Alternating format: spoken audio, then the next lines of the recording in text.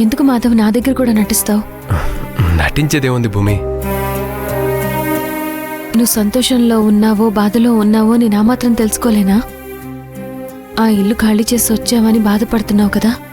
నేను బాధపడుతుందా ఇల్లు ఖాళీ చేసి వచ్చావని కాదు. ఆ ఇంట్లో నుంచి రావడానికి ఇంట్లో వాళ్ళందరూ ఎంత బాధపడ్డారో చూశాం కదా.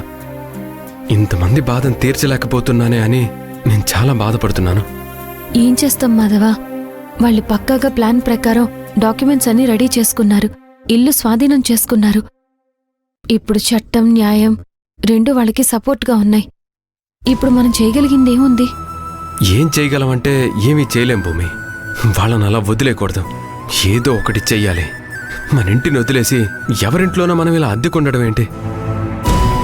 నిజమే, కానీ పరిస్థితులు అలా లేవు కదా. అమ్మని అన్నయ్యని చూస్తుంటే ఎంత త్వరగా ఇంటికి వెళ్ళిపోతామో అనిపిస్తుంది.